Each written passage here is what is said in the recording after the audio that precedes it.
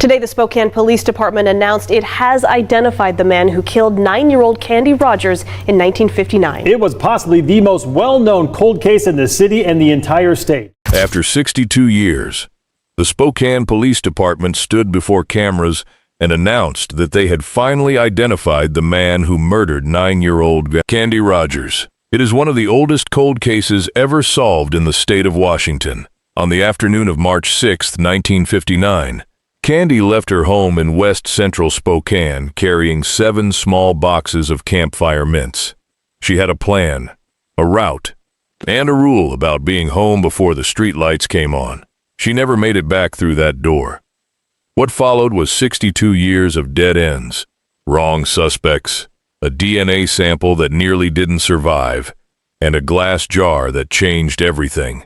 But before any of that, you need to know who Candy Rogers was, because what was lost that afternoon was far greater than this case file will ever fully capture. Welcome back to Black Docket. Today we are covering one of the most extraordinary solved cold cases in American history. A 9-year-old girl, a killer who was never once suspected, and the forensic breakthrough that finally put his name on paper 62 years too late. If you are new here, hit subscribe and the notification bell. Every week we go deep on the cases that time almost buried for good. Now let's get into it. Spokane, Washington in 1959 was the kind of city where children walked to school alone, and adults did not lock their front doors. West Central Spokane was a working-class neighborhood. Modest homes, familiar faces, the kind of block where every adult knew every child by name. Nobody watched the clock when kids went outside to play. There was no reason to. The streets were safe. Everyone agreed on that. That assumption is the first thing this case destroys. Candace Elaine Rogers was born in 1950. She went by Candy. She was an only child, raised by her mother Elaine, a school teacher. After her parents' marriage ended and her father Carl left the family home, Elaine raised her daughter alone and made sure Candy never felt the gap. By every account, she succeeded.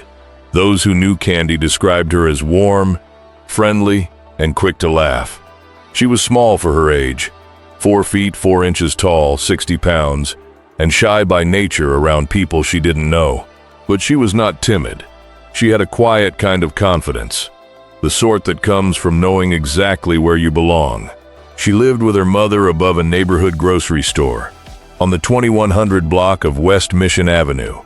Her grandparents lived right next door. She had a dog named Shep. Her world was contained and familiar and entirely hers. She was a 4th grader at Holmes Elementary School. She was also a Bluebird, the junior level of Campfire Girls of America. The organization gave her structure, community, and something to work toward. She took it seriously in the way that 9-year-olds take seriously the things that actually matter to them. The Bluebird program wasn't just an after-school activity. It was her identity outside the classroom. She showed up to every meeting. She took on every activity, camping trips, community service, hiking, with the kind of enthusiasm that made the adults in the room smile. Candy Rogers was growing into herself, quietly, steadily, with a whole future in front of her that everyone around her could already see taking shape. Nobody saw what was coming on March 6, 1959. March 6, 1959 was a Friday.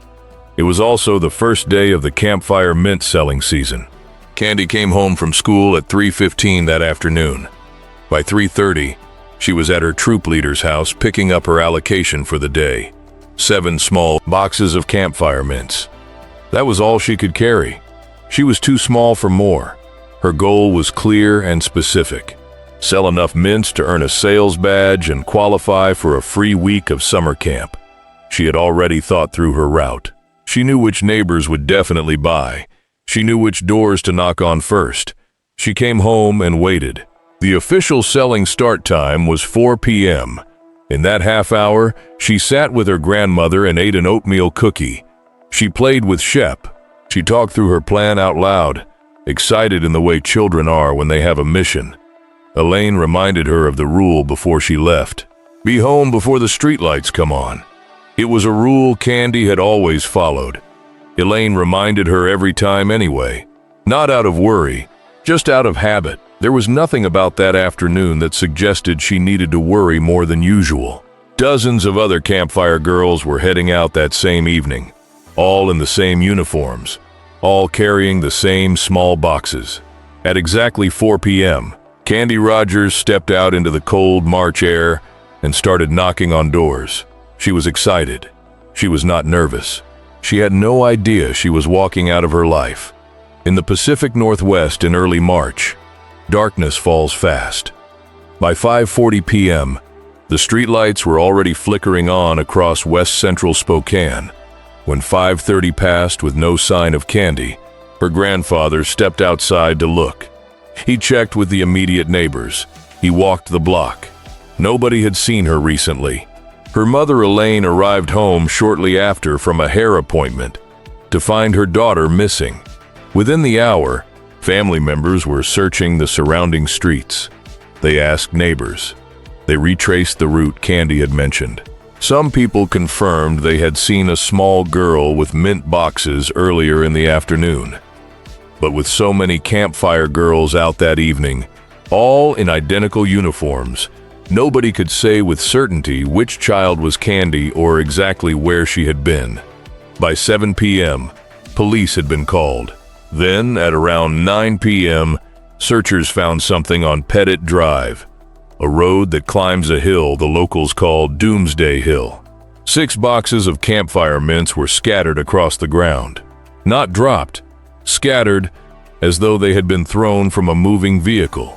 The trail of boxes led south across the Fort George Wright Bridge, away from Candy's neighborhood, away from her street, away from anything familiar. Candy had left home with 7 boxes. 1 was still missing. 1 box had a partial fingerprint on it. Investigators lifted it, preserved it, and sent it to the FBI. It was never identified. By 9 p.m. on March 6, 1959, there was no longer any question about what had happened. Candy Rogers had not wandered off. She had not gotten lost. Someone had taken her, and they had driven away fast. By the morning of March 7th, more than 1,200 people had shown up to find her. Marines, Boy Scouts, utility workers, mail carriers, horseback riders. All of them arrived in West Central Spokane before sunrise. A command post was set up at the intersection of Pettit Drive and the T.J. Meanick Bridge, directly where her mint boxes had been scattered the night before. The U.S. Air Force provided helicopters for aerial coverage. They had no GPS, no cell phones, no cameras. They had 6 scattered mint boxes, 1 unidentified fingerprint, and a trail that stopped at the edge of a bridge. On that same day, March 7th, less than 24 hours after Candy disappeared, a U.S. Air Force helicopter flying low over the search area struck high-tension power lines. The aircraft went down into the Spokane River.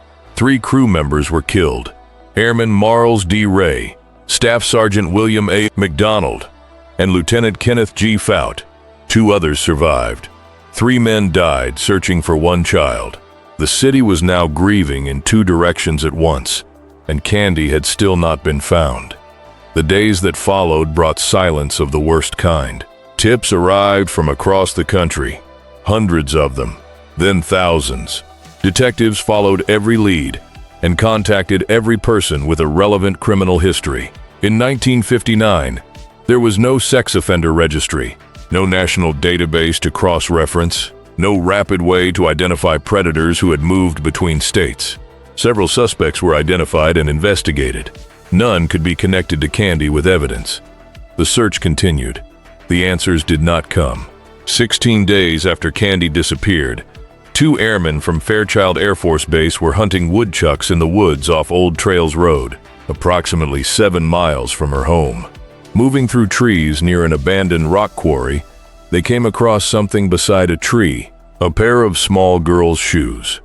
They were placed there deliberately, not dropped in a hurry, not scattered like the mint boxes, placed, as though someone had set them down with intention. The airmen returned to base and reported what they had found. The The shoes were handed to police, who contacted Candy's grandfather.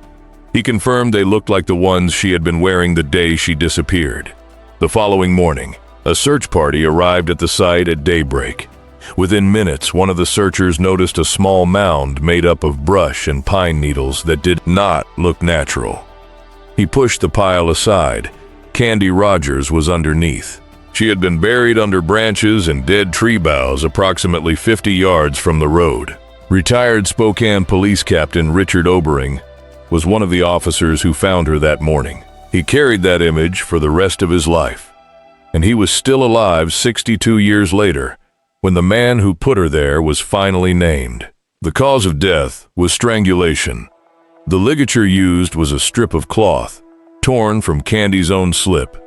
The garment she had been wearing when she left home that Friday. Her feet were bound with a second strip from the same garment. Medical examiners documented evidence of additional violations that compounded the crime. Every piece of evidence was carefully cataloged and preserved. The investigators of 1959 had no framework for genetic evidence. DNA profiling would not exist for another 25 years. But they preserved the biological material regardless. That single decision would become the most consequential act in the entire 62-year investigation. Detectives had evidence. They had a DNA sample they didn't yet know how to use. And for 4 decades, they believed they already had their man. His name was Hugh Beon Morse. Morse was a member of the Spokane Motorcycle Club, the kind of man who moved through the community without raising alarm. When Candy went missing, he showed up to help search. He walked those streets alongside grieving neighbors and determined investigators, looking for a little girl he may have already known was dead. He lived just a couple of blocks from Candy's home, 4 years before Candy's murder. In California, Morse had been arrested for attempting to molest 2 Girl Scouts who were selling cookies door to door. An almost identical targeting pattern. Less than a year after Candy's body was found, Morse raped and murdered 2 women in Spokane, then moved across the country committing at least 7 more violent crimes before his arrest in Minnesota in 1961. He died in a Minnesota prison in 2003, serving 2 life sentences. The profile fit Candy's case almost perfectly. Then there was the gum. Morse had a documented habit. At nearly every crime scene connected to him, investigators found grape-flavored gum. During Candy's autopsy in 1959, a detective noted a purple stain on her clothing with what he described as a grape smell. That detail, never tested, never scientifically confirmed, hardened over time into near certainty inside the investigation. For 4 decades, every detective who inherited this case inherited that assumption along with it. In 2001, Detective Mindy Connolly submitted Candy's clothing to a forensic lab. Scientists isolated a biological sample from the preserved evidence and built a full DNA profile. The first time in 42 years that investigators had something beyond circumstantial suspicion. They tested it against Hugh Morse. It did not match. The grape stain had never been proof. The assumption had sent every subsequent investigation in the wrong direction for 4 decades. The DNA profile was uploaded to CODIS, the National DNA Database. 0 hits. Complete silence. The real killer had never been arrested for anything requiring a DNA sample. In 62 years, his name had not appeared once. Not in a tip, not in a witness statement, not in a single police report. He had been right there the entire time. There is one reason, and only one reason, this case was ever solved. Not the detectives, not the technology, not the laboratory in Texas. All of those things mattered enormously, but none of them would have worked without a decision made by an unknown investigator in 1959. Long before DNA testing existed, someone placed Candy's clothing in a glass mason jar and sealed it shut. Glass does not degrade. Glass does not absorb moisture. It does not interact chemically with what is stored inside it. That airtight seal, created with no understanding of what future science would one day require, produced a near-perfect preservation environment for 62 years. When forensic scientists eventually opened that jar, the DNA inside was not merely present. It was strong enough to build a complete profile. The investigators of 1959 could not have known what they were saving. They saved it anyway. Brittany Wright grew up in Spokane. As a child, her parents told her about Candy Rogers, not as a news story but as a warning. Watch where you go. Remember what happened to that little girl. The case was woven into how Spokane parents raised children for decades after the crime. Wright grew up to become a forensic scientist with the Washington State Patrol Crime Laboratory Division. In 2018, when Spokane PD began reassessing its cold cases, Candy's file landed on her desk. The timing was not coincidental. That same year, California investigators had used a technique called forensic genetic genealogy to identify the Golden State Killer, a serial criminal who had evaded capture for 40 years. The method worked by running crime scene DNA through consumer ancestry databases, identifying distant relatives of the unknown suspect, then building family trees until investigators narrowed the search to a single person. The moment that arrest made international headlines, law enforcement agencies across the country pulled out their oldest unsolved cases and asked the same question. Spokane asked it about Candy immediately. There was a serious problem. Despite the mason jar's remarkable preservation, 62 years had still taken a toll on the sample. In 2020, Wright submitted it to a private genealogy lab. They sent it back. Too degraded, they said. Case declined. That rejection was close to the end of the road. CODIS had returned nothing. Every traditional lead was exhausted. If genealogy could not be done with what remained, the investigation was effectively finished. Then Wright heard about Othram, a laboratory in Texas that specialized in exactly the cases other labs turned away. They had developed a proprietary method called forensic-grade genome sequencing, built specifically for degraded, contaminated, and near-depleted biological samples. In early 2021, Wright contacted them and described what she had left to work with. They said they could try. She packaged what remained of the evidence, by her own description, down to the very last drops, and sent it to Texas. Othram's genealogists built a profile and ran it through an ancestry database. The results narrowed to 3 brothers, all deceased, all from Spokane: John Ray Hoff, James Andrew Hoff, Terry Allen Hoff. Forensic genealogy cannot distinguish between brothers. Their DNA signatures look nearly identical within a family tree search. To determine which of the 3 had left his DNA on Candy's clothing, investigators needed a living relative. Only one of the 3 brothers had children. Only one path forward existed. On September 6th, 2021, 62 years, 6 months after Candy disappeared, Detective Zach Stormont of Spokane PD's Major Crimes Unit picked up the phone and called a woman named Kathy. He identified himself as a cold case investigator who needed her help. Within 45 minutes, she was sitting across from him at Spokane Police Headquarters. She already knew. In the time between that phone call and that meeting, she had searched online. She had found the story of a 9-year-old girl murdered in Spokane while selling Campfire mints in 1959. She walked into that building already, carrying the weight of what she suspected about her own father. Kathy volunteered her DNA without being asked. On September 8, 2021, Brittany Wright confirmed that the DNA recovered from Candy's clothing was 9 million times more likely to be related to Kathy's family than to any unrelated person in the general population. Investigators were not finished. John Ray Hoff was deceased. There would be no trial, no cross-examination, no courtroom confirmation. That meant the burden of certainty rested entirely on the science itself. A search warrant was executed on September 23, 2021. John Ray Hoff's body was exhumed. The direct comparison result came back on October 1st. The probability that the DNA on Candy's clothing belonged to Hoff rather than any other person, 25 quintillion to 1. The number 25 followed by 18 zeros. The case was solved. John Ray Hoff was born on August 11, 1938, in Spokane, his own hometown. He grew up on the 2500 block of West College Avenue. He was not a drifter or a stranger passing through. He was local, known, and present in the same community as Candy Rogers.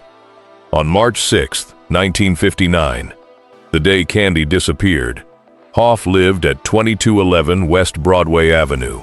Candy's home was on the 2100 block of West Mission Avenue, 1 mile apart. He had a petty juvenile record and had escaped from a state reform facility in 1955 at the age of 16. That brush with the system pushed him into the military. He joined the U.S. Army at 17 and was assigned to the Nike missile sites protecting Fairchild Air Force Base, the same base whose airmen had helped search for the child he killed. In 1961, 2 years after Candy's murder, Hoff was arrested in West Spokane for second-degree assault. The details of that arrest are not incidental. He had grabbed a woman, forcibly removed her clothing, used strips of her own garments to bind her, and attempted to strangle her before fleeing. She survived because something interrupted him. He used his victim's own clothing to bind her. He used her own clothing to strangle her. That is an exact match to what was done to Candy Rogers. Hoff served 6 months. The Army declared him a deserter and dishonorably discharged him. He drifted between jobs, selling cutlery door to door, working at a lumber yard, putting time in at a meatpacking plant. And then there is the connection that cuts deeper than any forensic match. Hoff had a 10-year-old stepsister in 1959. She was a Campfire girl.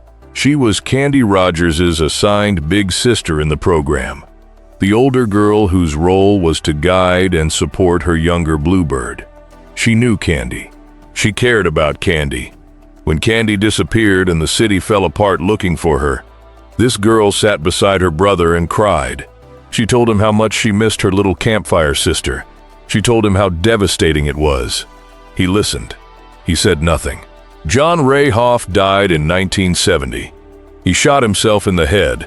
The date he chose was his daughter Kathy's birthday, the day she turned 9 years old, the same age as Candy Rogers when he killed her. Whether that timing carried meaning or was coincidence, he took the answer with him. When investigators confirmed John Hoff's identity, they discovered something that silenced the room. For 51 years, John Ray Hoff had been buried in the same cemetery as Candy Rogers. The child he abducted, the 9-year-old girl he strangled with strips of her own clothing, she was buried there, and so was he, yards apart, for over 5 decades. While her family visited her grave and still carried the open wound of not knowing who had done this to her, her killer lay in the same ground, in the same silence, in the same city. When Hoff's surviving family learned this, they made a decision without being asked. They arranged to have his remains moved to a different cemetery, so that Candy, as Detective Stormont put it, could have some peace. Candy's cousin Joanne, 77 years old at the time of the press conference, wiped tears from her face when she heard that. It was not justice, but it was the only thing Hoff's family had the power to give.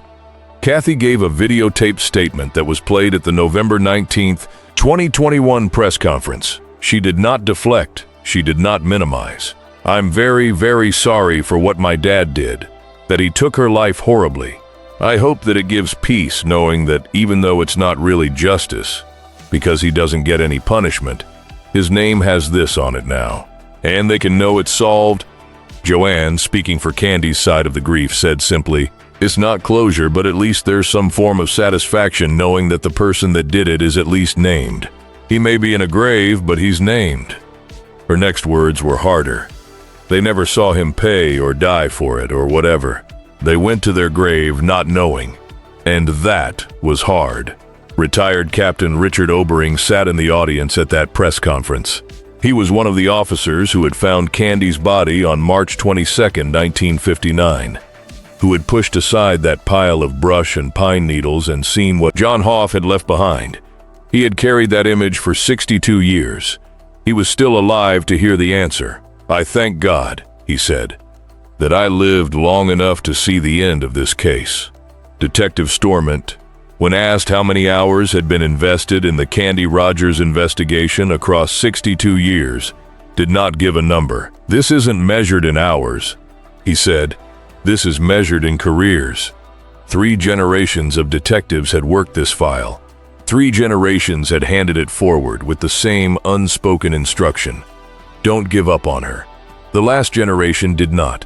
Candy Rogers was 9 years old. She wanted to earn a badge. She had a dog named Shep, a grandmother who gave her oatmeal cookies, and a whole street of neighbors she was excited to visit. A future that belonged to her by right was taken on a cold Friday afternoon in 1959 by a 19-year-old soldier who lived 1 mile away and was never once suspected. A glass jar sealed in 1959 cracked the case 62 years later. Before you go, do you think John Hoff's 1961 assault conviction, where he used the exact same method as Candy's murder, should have flagged him as a suspect sooner? Or did the system simply not have the tools to make that connection? Tell us in the comments. If this case stayed with you, hit like. It costs you nothing and it helps this reach people who need to hear it.